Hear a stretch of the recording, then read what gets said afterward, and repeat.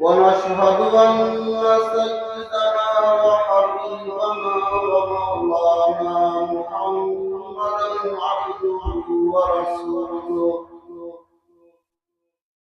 صلى الله تعالى عليه وعلى آله وأصحابه وبارك وسلم. أما بعد فأعوذ بالله من الشيطان الرجيم. بسم الله الرحمن الرحيم. وإنك لعلى خلق عظيم. وقال رسول الله صلى الله عليه وسلم: بعثت لأتمم مكارم الأخلاق، أو كما قال عليه الصلاة والسلام. মজিদিয়া দারুল মাদ্রাসার বার্ষিক ইসলামী মহাসম্মেলনের সম্মানিত সভাপতি হযরত উলামায়ে কেরাম, মুরব্বিয়ানে ইসলাম, বেরাদারান ইসলাম, আমার পূর্বে আপনারা গরম বয়ান শুনতেন, এখন নরম বয়ান। ইসলাম শুধু গরমেও চলে না, শুধু নরমেও চলে না, নরম গরম দুটোই না। আশিদ্দাউ আলাল কুফার রুহামাউ বাইনাহুম। গরমের জায়গায় গরম, নরমের জায়গায় গরমের পরে এখন নরম। আমি কোরআনে কারীমের ছোট্ট একটি আয়াত তেলাওয়াত করেছি, এর সাথে একটি হাদিসও পাঠ করেছি। আমাদের জীবনে সবচেয়ে বেশি যে জিনিসটা প্রয়োজন সেটা হলো নিজের আখলাককে সুন্দর। চারিত্রিক সৌন্দর্যের উপরে আর কোন সৌন্দর্য নেই। যার চরিত্র ভালো সেই সবচেয়ে ভালো।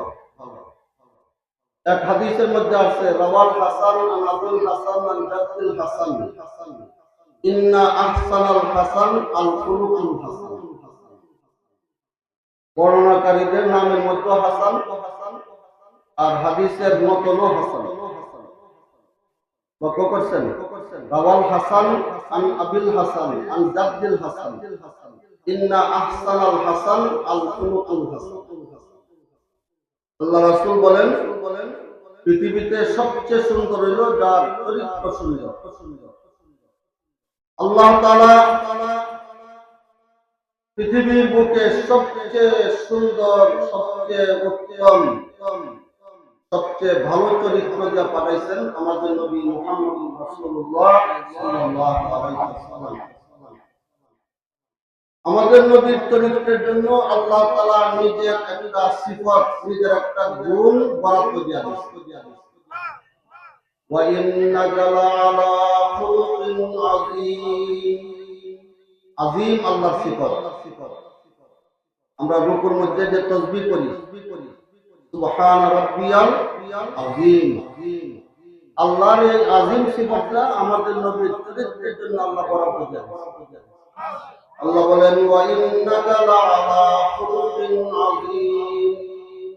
হে নবী, আপনি মহান চরিত্রের অধিকারী। মহান চরিত্র আল্লাহ আর কাউকে দেন না, কোন নবীকেও দেন নাই, দুনিয়ার কোন মানুষকে দেন নাই। একমাত্র মহান চরিত্রের অধিকারী ছিলেন আমাদের নবী মুহাম্মদ রাসূলুল্লাহ সাল্লাল্লাহু আলাইহি ওয়াসাল্লাম। মহান চরিত্র কাকে বলে? হাদিসের মধ্যে ব্যাখ্যা আছে, সিলমান কাতাআতা ওয়াফু আম্মান যালামাকা ওয়া আহসিন ইলা মান আসা ইলাইক। মহান চরিত্র এই তিনটা জিনিসের নাম। যে তোমার সঙ্গে আত্মীয়তার সম্পর্ক ছিন্ন করছে, তুমি তার সাথে আত্মীয়তার সম্পর্ক স্থাপন করো। যে তোমার উপর জুলুম করছে, তুমি তাকে মাফ করে দাও, ক্ষমা করে দাও। আমাদের নবীর উপর কি পরিমাণ জুলুম হয়েছে! নবী করিম সাল্লাল্লাহু আলাইহি ওয়াসাল্লাম ব্যক্তিগত কারণে জীবনে কোনোদিন কোনো জুলুমের প্রতিশোধ নেন নাই, কোনোদিন এই জুলুমের বদলা নেন নাই, বরং সকলকে মাফ করে দিয়েছেন। এটা হলো মহান চরিত্র, মাফ করে দেওয়া। আমরা দেখি জালিমের প্রতিশোধ নেওয়ার জন্য আরেকবার তাদের উপর জুলুম করা, জুলুমের বদলা জুলুমের দ্বারা দিলে এটা মহান চরিত্র হবে। জুলুমের বদলা তুই মাফ করে দাও, আল্লাহ রাসূল মাফ করে দিয়েছেন। আল্লাহ রাসূল বলেন, উযিতু ফিল্লাহি মা লাম ইউতা আহাদুন, আমাকে দ্বীনের জন্য, ইসলামের জন্য, কোরআনের জন্য, আল্লাহর জন্য যে পরিমাণ কষ্ট দেওয়া হয়েছে পৃথিবীতে আর কাউকে এমন কষ্ট দেওয়া হয়নি। এত কষ্টের পরে নবীজি মাফ করে দিয়েছেন। 13টা বছর মক্কায় নবীর উপরে একটা জুলুম করা হয়েছে। শুধু নবীর উপর না, সাহাবায়ে কেরামদের উপর, এমনকি নবীকে হত্যা করার জন্য তারা চেষ্টা করে। শেষ পর্যন্ত নিজের জন্মভূমি মক্কা থেকে বের করে দিয়েছে। নবী করিম সাল্লাল্লাহু আলাইহি ওয়াসাল্লাম তখন মক্কার নিরঙ্কুশ ক্ষমতার অধিকারী হইলেন, মক্কা বিজয় করলেন।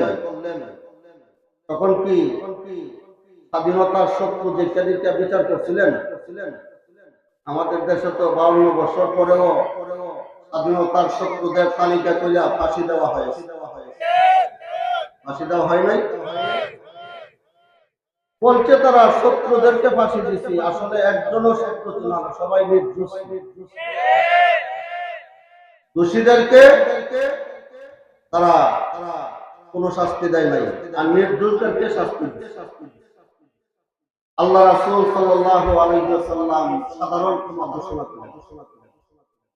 মক্কা বিজয়ের পরে প্রথম যে ভাষণ দিয়েছিলেন সেখানে বলতেন, আইয়ুহান নাস লা তাসরিবা আলাইকুমুল ইয়াউম, আমি তো তোমাদেরকে সাধারণ ক্ষমা ঘোষণা করলাম, অতীতে কে কি করছো না করছো এটা আমি পুনরাবৃত্তি করে তোমাদেরকে লজ্জা দিই,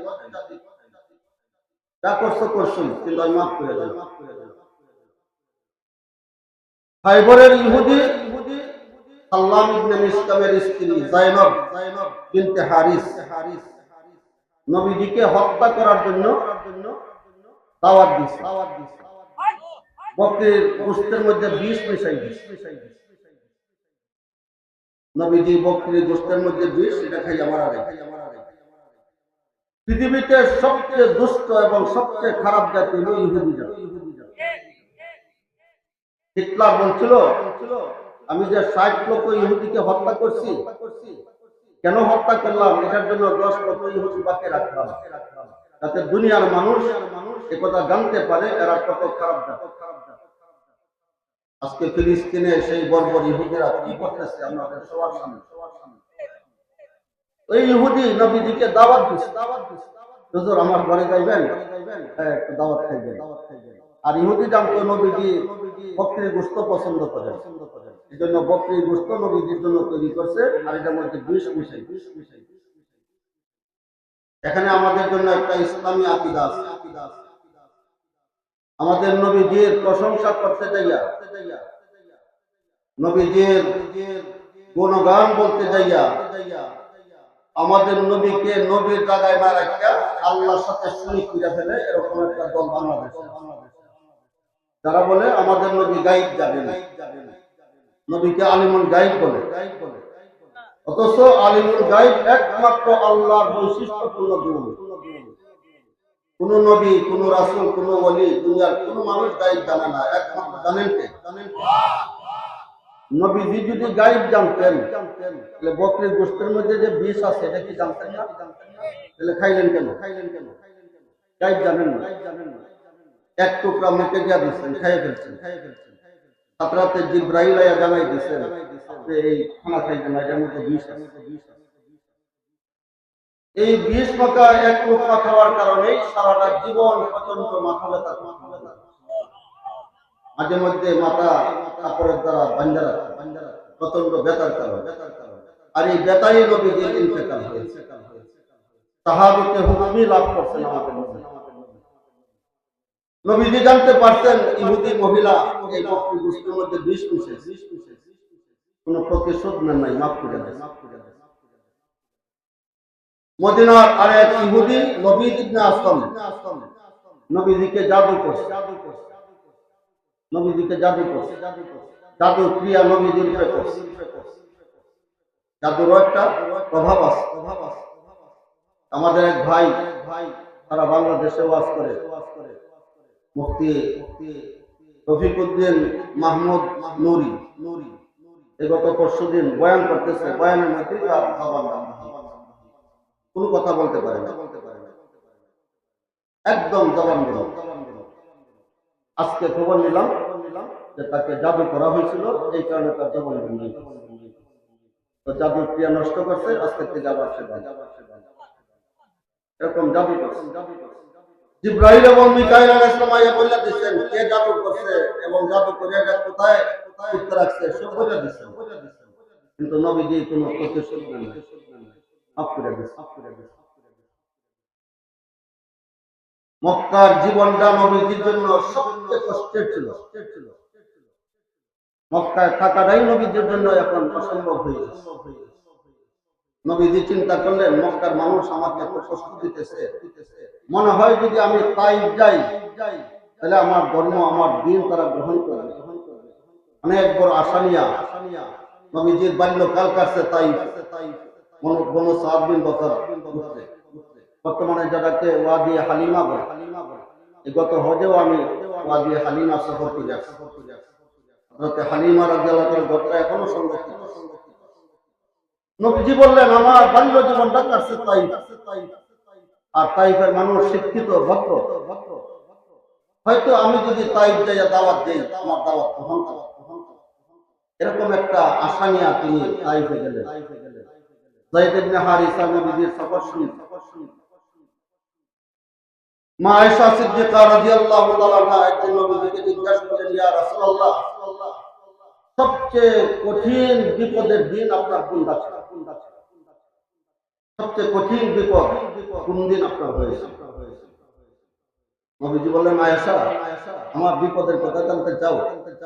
আমার সবচেয়ে কঠিন বিপদের দিন ছিল যেদিন আমি তাইফে গেলাম আর মনে করলাম তাইফের নেতা আব্দে ইয়ালিল ইবনে কুলাম, তাকে যদি আমি দাওয়াত দেই আর সে যদি আমার দাওয়াত গ্রহণ করে তাহলে তাইফের মানুষ সবাই তার কথা শুনে সবাই আমার দাওয়াত গ্রহণ করে।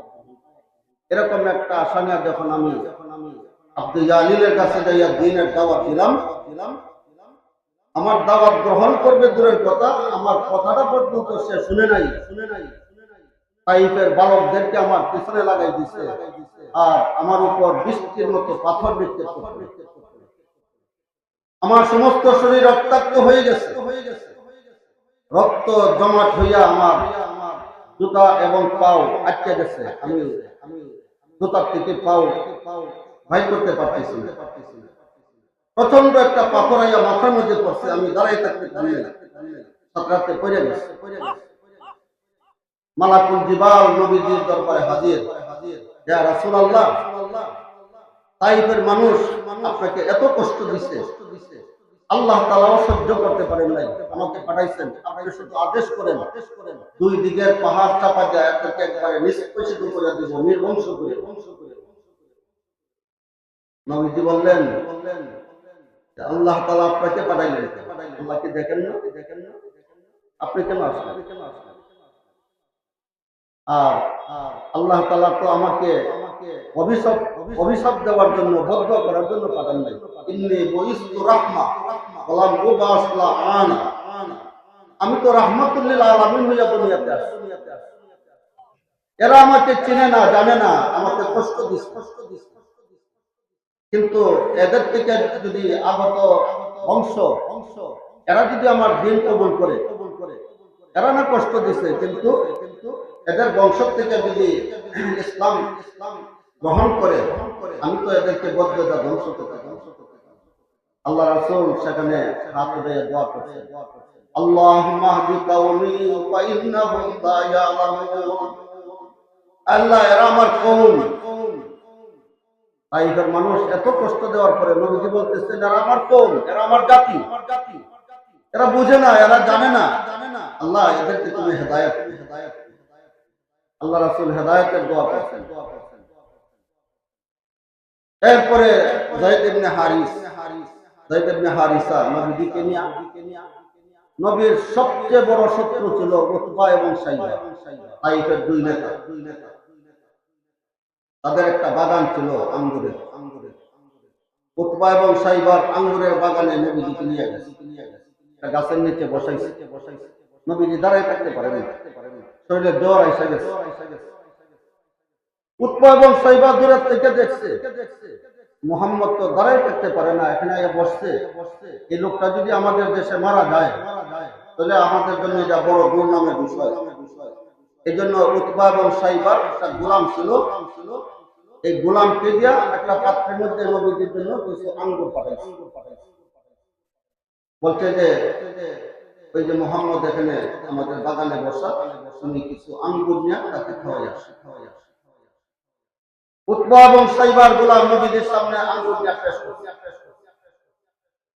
নবীজি একটা আঙ্গুর হাতে নিলেন আর বললেন বিসমিল্লাহির রহমানির রহিম, এটা বললে একটা আঙ্গুর মুখে দিলেন। গোলাম জিজ্ঞাসা করতেছে আপনি কার নাম নিলেন?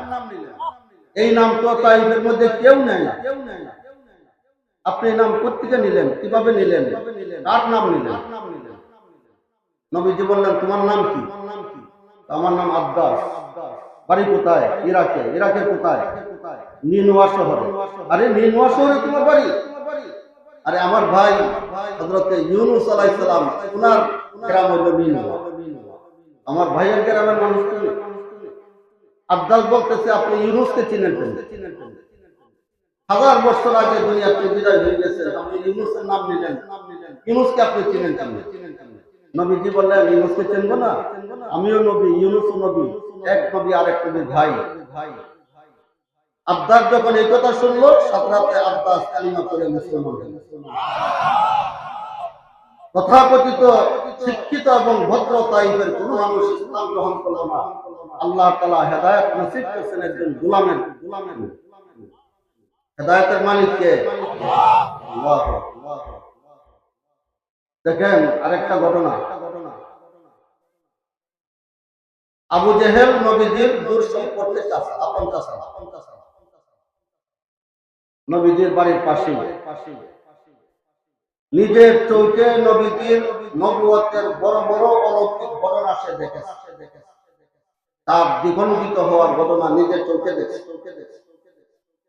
মেরাজের থেকে আসার পরে আবু জেহেল বলল মুহাম্মদ বুঝি রাত্রের এক অংশে বাইতুল মুকাদ্দাস চলে গেছে, আবার 7 আসমান ভ্রমণ করে আসছে, একটু পরীক্ষা করে দেখ। আবু জেহেল বলতেছে মুহাম্মদ তুমি নাকি রাত্রে বাইতুল মুকাদ্দাস গেছিলে? হ্যাঁ গেছিলাম তো। বলো তো বাইতুল মুকাদ্দাস মসজিদে আকসার দরজা কয়টা, জানালা কয়টা? আমাদের নবী কি বাইতুল মুকাদ্দাসের দরজা জানালা বন্ধ গেছিলেন?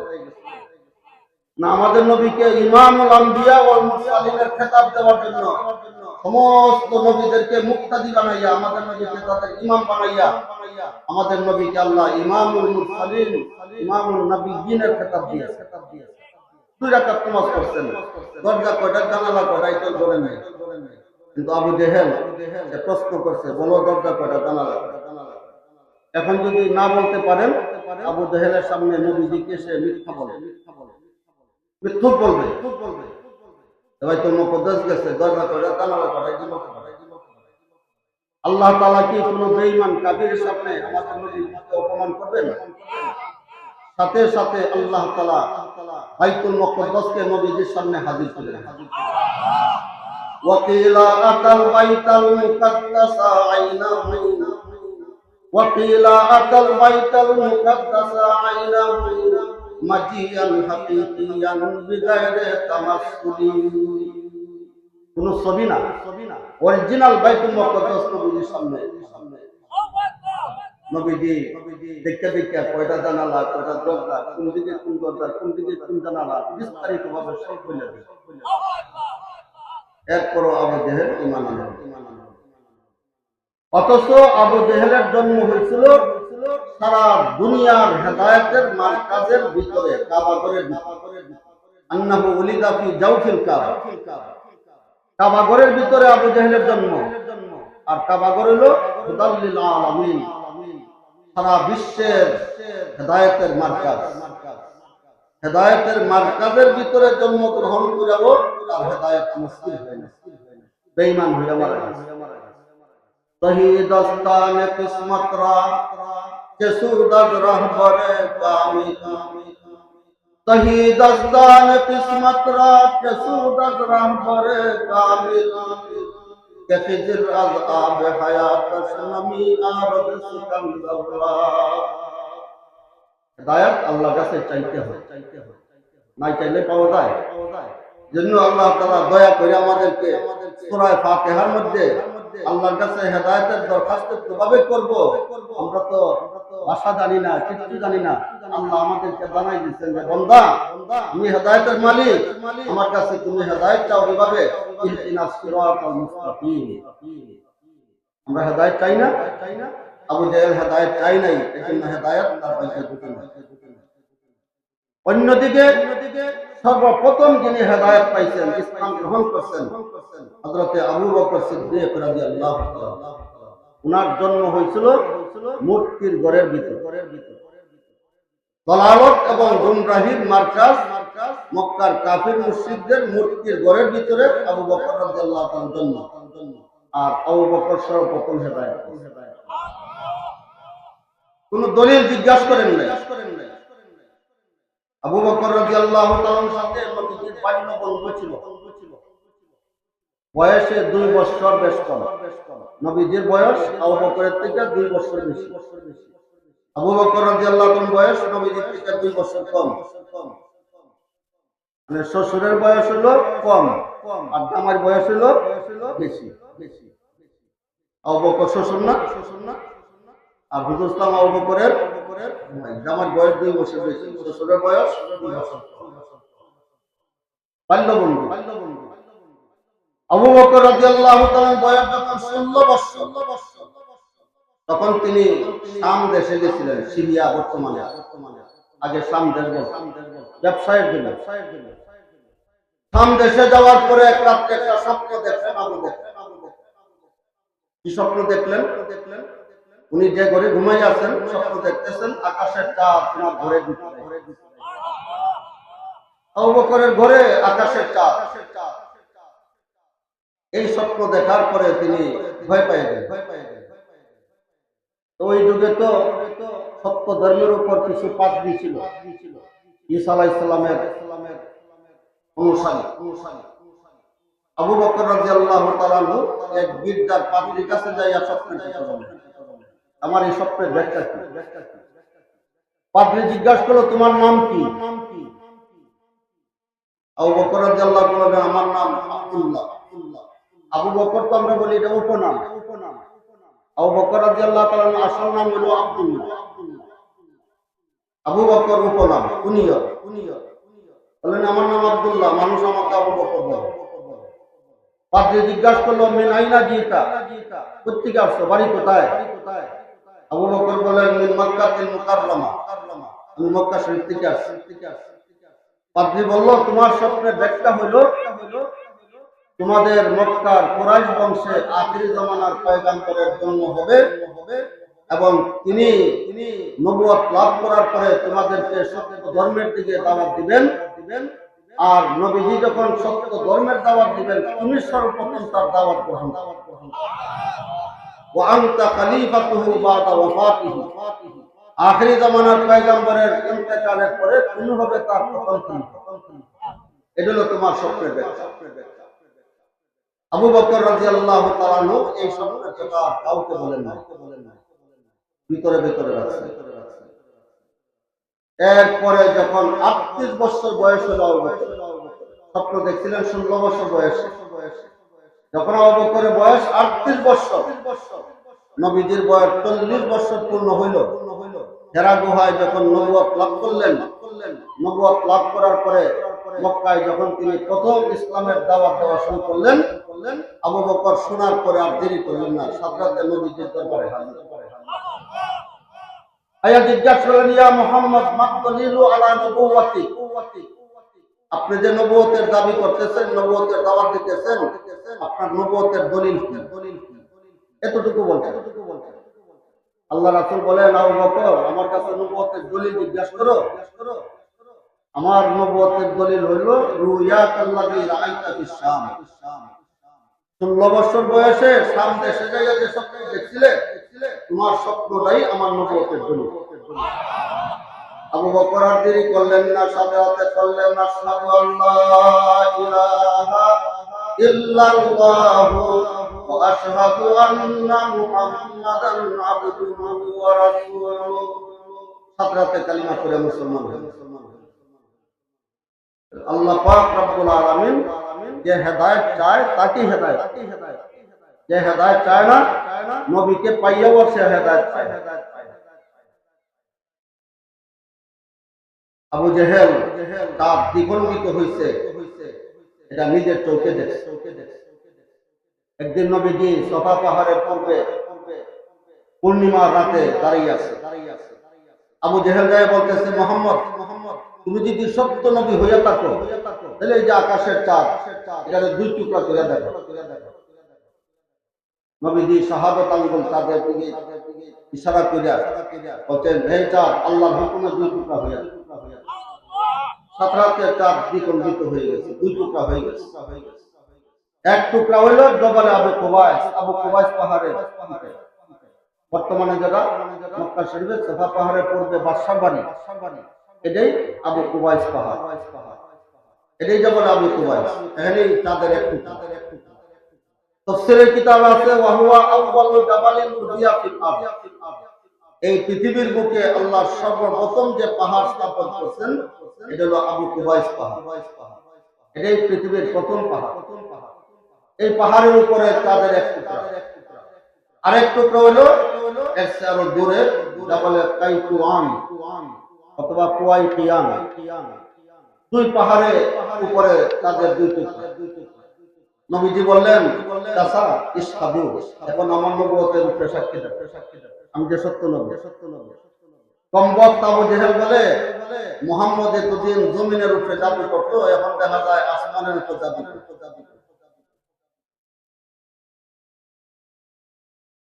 নবী করিম সাল্লাল্লাহু আলাইহি ওয়াসাল্লাম সারাটা জীবন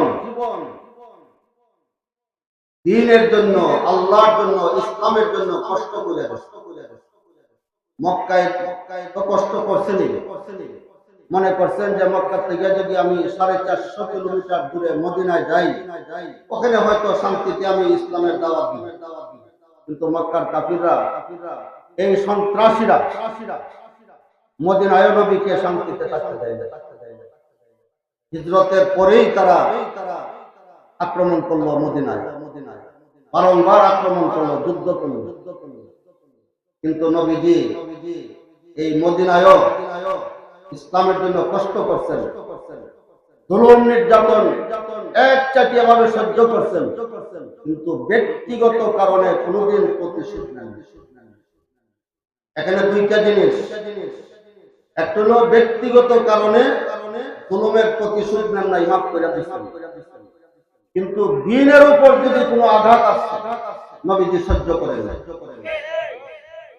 দ্বীনের ব্যাপারে কোনো কম্প্রোমাইজ নাই, দ্বীনের ব্যাপারে কোনো নতজানু নাই, দ্বীনের ব্যাপারে কঠোর। একবার হুজুর সাল্লাল্লাহু কাবা শরীফের সামনে নামাজ পড়তেছেন, আবু জেহেল, উতবা, সাইবা, এরকম যত বড় বড় নেতা আছে, এরা একটা বৈঠকের মধ্যে বসে। আবু জেহেল বলল, এই মুহাম্মদ নামাজ পড়তেছে, তোমরা কে আসো? অমুক গোত্রে একটা উট জবাই হয়েছে, এই উটের বুড়িটা মুহাম্মদের পিঠের মধ্যে রেখে দিবে, যাতে আর সেজদা থেকে উঠতে না পারে। উকবা ইবনে আবি মুআইত সবচেয়ে দুষ্ট ছিল, সে বলে আমি পারবো। সে একটা উটের বুড়ি আনিয়া নবীজির পিঠের মধ্যে, নবীজি সেজদা থেকে মাথা উঠাইতে পারতেছেন না। আব্দুল্লাহ ইবনে মাসউদ রাদিয়াল্লাহু তাআলা সেখানে উপস্থিত ছিলেন, ছোট বাচ্চা। তিনি বলেন, হ্যাঁ আক্ষেপ, আমার নবীকে এত কষ্ট দিল তারা, আমার যদি শক্তি থাকতো তাহলে আমি বাধা দিতাম। কিন্তু তিনি তো ছোট বাচ্চা, যাইয়া হযরতে ফাতেমাকে বললেন, ফাতেমা শুনে দৌড়ে আসলেন, নবীজির পিঠের থেকে ভুঁড়িটা সরাই দিলেন, নবীজি সেজদা থেকে মাথা উঠাইলেন। তখন নবীজি আর সহ্য করেন নাই, নবীজি তাদের জন্য অভিশাপ করলেন, লানতের দোয়া, আল্লাহুম্মা আলাইকা বিআবি জাহেল, নাম ধইরা ধইরা নবীজি তখন বলতে, এটা দ্বীনের ব্যাপার, দ্বীনের ব্যাপারে কঠোর, কিন্তু ব্যক্তির উপরে যদি কোনো জুলুম আসে নবীজি মাফ করে দিয়েছে। এই ক্ষমা করা এটা হলো একটা সুন্দর আখলাকের অন্যতম একটা মাফ করা। আল্লাহ তাআলা মাফকে পছন্দ করেন, ইন্নাল্লাহা ইউহিব্বুল আফওয়া। আপনি যদি মাফ করে দেন, এটা পছন্দ করবেন কে? আল্লাহ। এটা ব্যক্তিগত ব্যাপার, নিজের ব্যাপারে তুমি মাফ করে দাও, ক্ষমা করে দাও। বর্তমান সময়ে আমাদের জন্য সবচেয়ে বেশি যে জিনিসটা দরকার সেটা হলো আমরা যেন নবীর আখলাকে, আমাদের আখলাককে পালন করি।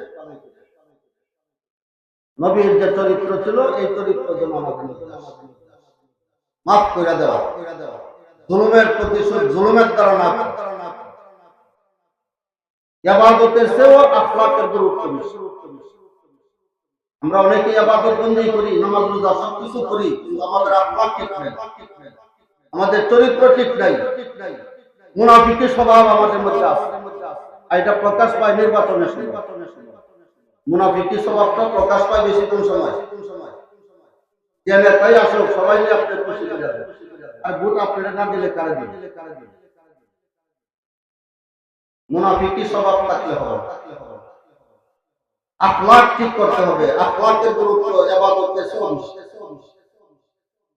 নবী করিম সাল্লাল্লাহু আলাইহি ওয়াসাল্লাম যখন হেরা গুহায় নবুয়ত লাভ করলেন, সূরা আলাকের প্রথম 5টি আয়াত নাযিল হলো, নবীজি গেলেন খাদিজা রাদিয়াল্লাহু তাআলা, খাদিজা রাদিয়াল্লাহু তাআলার কাছে গিয়ে বলতেছেন, খাদিজা লাকাদ খাশিতু আলা নাফসি, আমি তো আমার জানের উপরে ভয় করতেছি। খাদিজা রাদিয়াল্লাহু তাআলা একমাত্র মহিয়সী নারী, তিনি আমাদের নবীকে সান্ত্বনা দিয়েছেন। এই কঠিন সময়ে নবীজি যখন বললেন আমি তো আমার জানের ভয় করতেছি, তখন খাদিজা রাদিয়াল্লাহু তাআলা নবীজিকে সান্ত্বনা দিয়েছেন। কি বললেন? সান্ত্বনা দিয়েছেন, ইবাদত বندگির কথা উল্লেখ করেন। অথচ নবীজি হেরা গুহায় একাকী নির্জনে দীর্ঘ 40 দিন পর্যন্ত আল্লাহর ইবাদতে মগ্ন, ইবাদত কইরাই আসছেন। কিন্তু খাদিজা রাদিয়াল্লাহু তাআলা নবীকে সান্ত্বনা দেওয়ার ব্যাপারে ইবাদতের কথা উল্লেখ করেন, উল্লেখ করছেন নবীর আখলাকের কথা। বুখারী শরীফের 3 নম্বর হাদিস, বাব বদির ওয়াহির 3 নম্বর হাদিস, হযরত খাদিজা রাদিয়াল্লাহু তাআলা বললেন, কাল্লা ওয়াল্লাহি লা ইউযিকাল্লাহু আবাদা। আপনি ভয় করতেছেন, খোদার কসম কোশ্চিন কাল আপনি ভয় করেন না, আল্লাহ আপনাকে অপমানিত করবেন না, লাঞ্ছিত করবেন না। কারণ নবীদের আখলাকের কথা তুলে ধরতেন। আপনার আখলাক, ইন্নাকা লা তাসিলুর রাহমা, আপনি আত্মীয়দের সঙ্গে সুসম্পর্ক রাখেন, যারা কাফির মুশরিক এদের সঙ্গে সুসম্পর্ক। আর আজকে আমরা মুসলমান, আমাদের আপন ভাইদের সঙ্গেও আপন বন্ধুদের সঙ্গেও আমাদের তাদের খোঁজ খবর নেই না, তাদের সঙ্গে যোগাযোগ নাই। বন্ধুর সঙ্গে মোবাইল করতে করতে আমাদের মোবাইলের কাজ শেষ হয়ে যায়, ব্যালেন্স শেষ হয়ে যায়, কিন্তু আলাপ শেষ হয় না। কিন্তু মাসকে মাস চলে যায়, আমার ভাইয়ের কাছে একটা মোবাইল কিনবে, আমার বোনের কাছে একটা মোবাইল কিনবে, আমার আত্মীয় স্বজনের সঙ্গে কোন মোবাইল কিনবে। বিবাহের অনুষ্ঠানে বড় বড় লোক দেখিয়া, ধনীদেরকে দেখে আমরা কার্ড দিই, বাড়িতে যাইয়া কার্ডও দেই, মোবাইলও করি, স্মরণও করাই। কিন্তু ভাইকে একটু বলেও না, ভাই আমার তোর বাতিজির বিয়া, তার বাতিজার বিয়া, ওর কিন্তু থাকতে হবে, আমার বাড়িতে যেতে হবে। তো এই কথাটাও আমরা আমার ভাইকে বলি। দেখি নবীর আখলাক ছিল ইন্নাকা লা তাসিলুর রাহমা, আত্মীয়দের সঙ্গে সুসম্পর্ক রাখা। 2 নম্বর ওয়া তাহমিলুল কাল্লা, অন্যের বোঝা আপনি নিজের উপর বহন করবেন। বুড়িমা বোঝা নিতে পারে না, নবীজি বুড়িমার বোঝা নিজের উপর এক ইহুদি ছোট বাচ্চা বোঝাটা অনেক বড়, নিতে পারতেছে না, তারাই রয়েছে বোঝা নিয়ে। নবীজি নিজের মাথায় করে ইহুদির বোঝা তার বাড়ি থেকে, আবার দায়িত্বের বোঝা এটাও নবীজি অন্যের দায়িত্বের বোঝা নিজের উপর নিয়ে আনেন। ও তাকমিলুল কাল্লা, অন্যের বোঝা আপনি নিজের উপর নেন, এটা আপনার গুণ। 3 নম্বর ও তাকসিবুল মাদুম, যারা অসহায়, যারা নিঃস্ব দরিদ্র, যারা অনাথ, যারা কর্মহীন, উপার্জন করতে পারে না, আপনি নিজে উপার্জন করে তাকে মাল দেন। ও তাকসিবুল মাদুম। 4 নম্বর ও তাকরিজ যায়ফা, আপনি মেহমানদারি করেন। মেহমান পাইলে আপনি খুশি হন। মেহমানদারি করলে আপনার মাল কমবে না, বরং আল্লাহ তাআলা মালের মধ্যে বরকত দিয়ে দেন। মেহমান যদি আপনার বাড়িতে আয়া খায়, আপনারটা খায় না, মেহমান নিজেরটা খায়। মেহমানের রিজিক আল্লাহ আপনার বাড়িতে রাখছেন, আপনার বাড়িতে আইয়া মেহমান তার নিজের রিজিক খায়, আপনারটা খায়। নিজের রিজিক খাইয়া আপনার জন্য বরকতের দোয়া করে, আপনি গুনাহ পাইলেন। এজন্য মেহমান পাইলে খুশি হও। আরবের মানুষ এখনো মেহমানদারি করে, আল্লাহ তাদেরকে বরকত ঢাইলা দিয়েছে। রমজান মাস উমরা যায় দেখেন কি পরিমাণ মেহমানদারি করে আরবের মানুষ।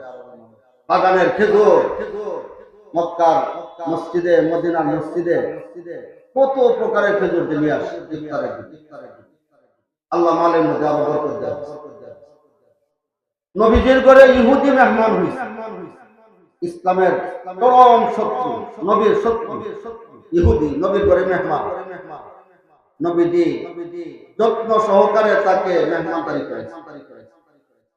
নবীর ঘরের খানা এত মজাদার, খাইয়া এমন ভাবে খাইছে যে রাত্রে তার পেট খারাপ হইবে, বিছনা ভরাই ফেলছে।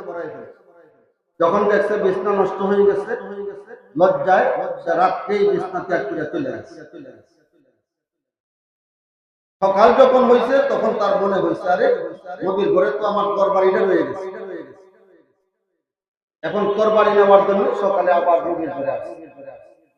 আয়া দেখে রাত্রে যে সে বিছনা নষ্ট করছিল, মলমুক্ত বিছনার মধ্যে নবী নিজের পবিত্র হাতের দ্বারা ইহুদি এটা দেখিয়ে আর দেরি করলো না, সাদরাতে কালিমা করে মুসলমান। ইসলাম তলবারের দ্বারা নয়, উদারতার দ্বারা দুনিয়াতে প্রতিষ্ঠিত হয়। তরবারির দ্বারা নয়, আদর্শের দ্বারা, আখলাকের দ্বারা, উদারতার দ্বারা এই ইসলাম দুনিয়াতে প্রতিষ্ঠিত হয়েছে। আজকে আমাদের আখলাক নিয়ে গেছে বিধর্মীরা। আজকে ইহুদি খ্রিস্টানরা, বৌদ্ধরা মুসলমানদের আখলাক নিয়ে গেছে। আমাদের মধ্যে সেই ইসলামের আখলাক নাই, নবীর আখলাক।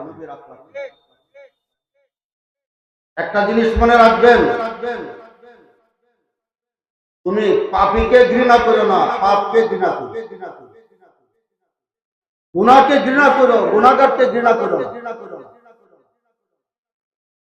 আমরা তো অনেক সময় দেখি নামাজ পড়ে না, দাড়ি নাই, মদ খায়, এরা আমরা ঘৃণা করি। না, তুমি পাপকে ঘৃণা করো, পাপীকে ঘৃণা করো। কারণ আল্লাহ তাআলা কাকে কোন সময় হেদায়েত করেন, কাকে কোন সময় কবুল করেন কেউ বলতে পারে না। ইব্রাহিম আযম রাহমাতুল্লাহ আলাইহি বলকের রাজত্ব ছাইড়া দেয়া, নিশাপুরের জঙ্গলে আল্লাহর ইবাদতে মগ্ন, জগৎ বিখ্যাত আল্লাহ ওলি হয়ে গেছে। একদিন নিশাপুরের জঙ্গলে রাস্তায় যাইতেছেন, দেখেন রাস্তার মধ্যে একটা যুবক বেহুশ হয়ে পড়ে বসে, সুন্দর চেহারা, সুস্বাস্থ্যের অধিকারী।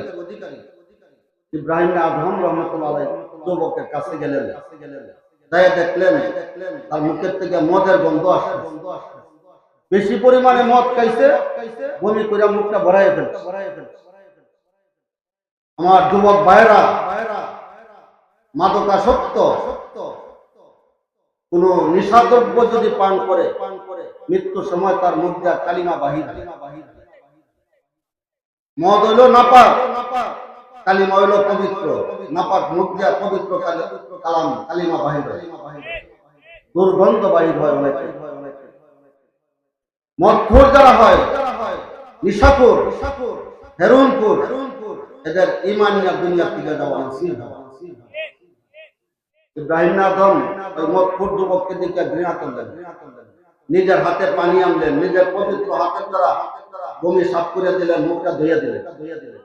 যুবকের হুঁশ হইল, সে চিন্তা ফেলছে, আরে আল্লাহ বলি ইব্রাহিম আদম আমার মতো একটা মদখোর নাপাক মুখটা উনি নিজের হাতে ধুয়ে দিচ্ছেন, তার মধ্যে অনুশোচনা, সাথে তওবা করছে, ভুল করছি, আর জীবনে মদের কাছে যাইব না, আমাকে তওবা করতে।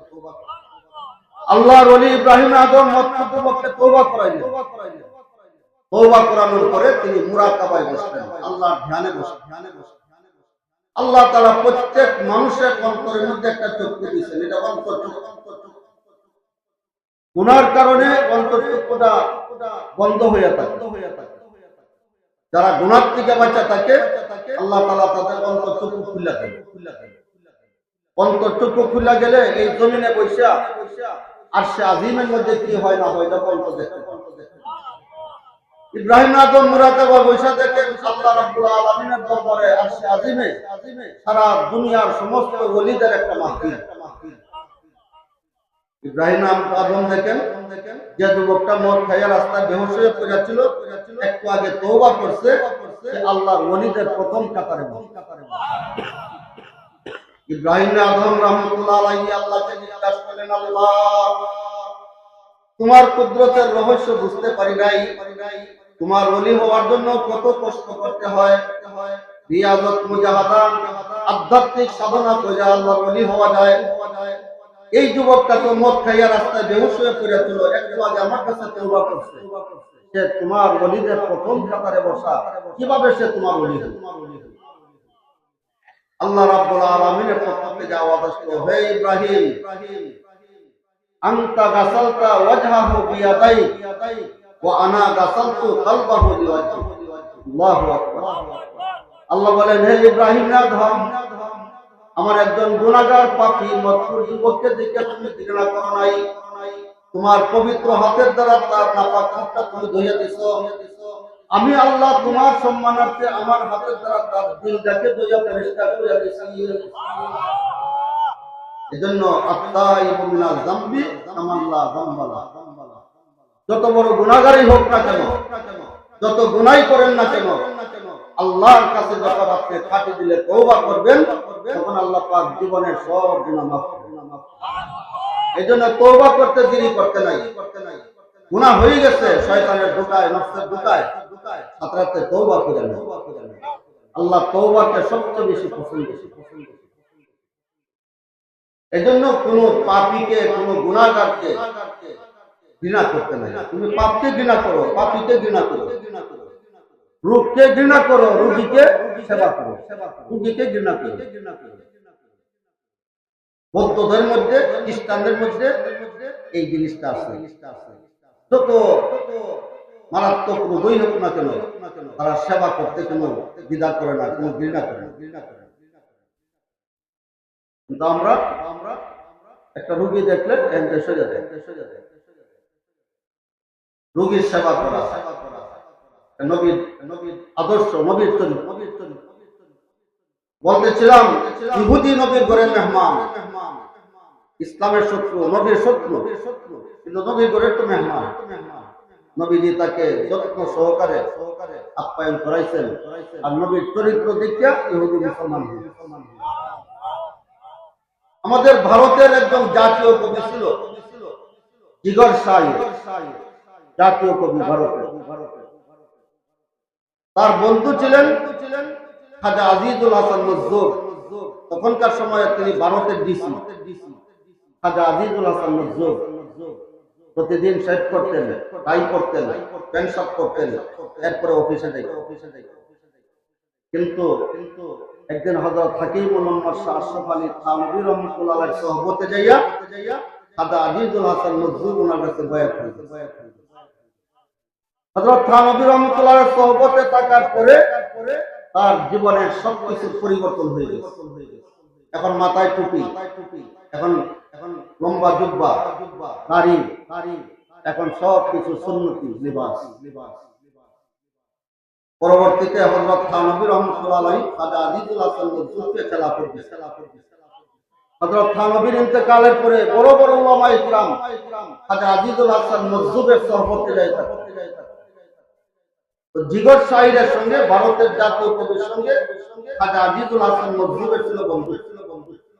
হঠাৎ করে একদিন খাজা আজিজুল হাসান নজরুলের সঙ্গে দেখতে বলতেছে, আরে ভাই তোমার এই অবস্থা, তুমি না শেভ করতে, টাই করতে, স্যুট প্যান্ট করতে, আজকে তোমাকে দেখা যায় একজন আল্লাহর ওলি, তোমার এই পরিবর্তন কিসের দ্বারা হলো?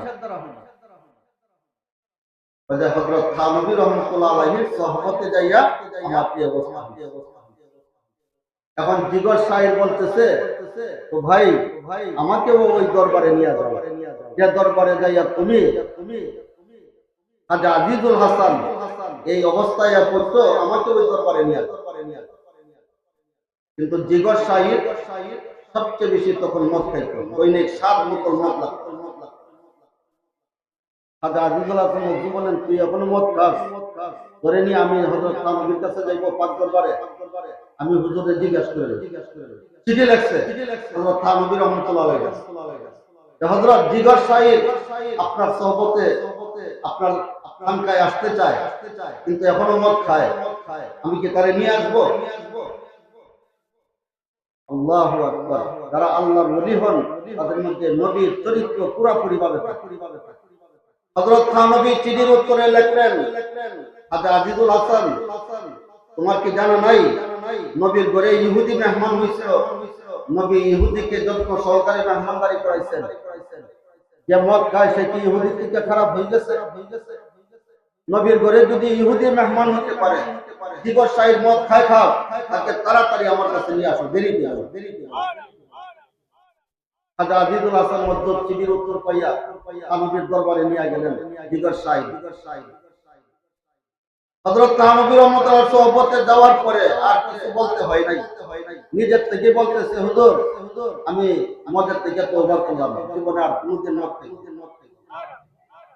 এরপরে বলতেছে আর কোনোদিন দাড়ির মধ্যে হাত দিব না, দাড়ি রাখবো। এরপরে হযরত থানভীকে বলতেছে, হুজুর আপনি দোয়া করেন আল্লাহ পাক যেন মক্কা মদিনা না দেখাই আমাকে মৃত্যু না। আল্লাহ ওয়ালাদের কাছে গেলে ইবাদতের রগবত, ইবাদতের মজা পয়দা হয়, গুনাহর প্রতি ঘৃণা, গুনাহ করতে মন চায় না, ইবাদত করতে মন চায়।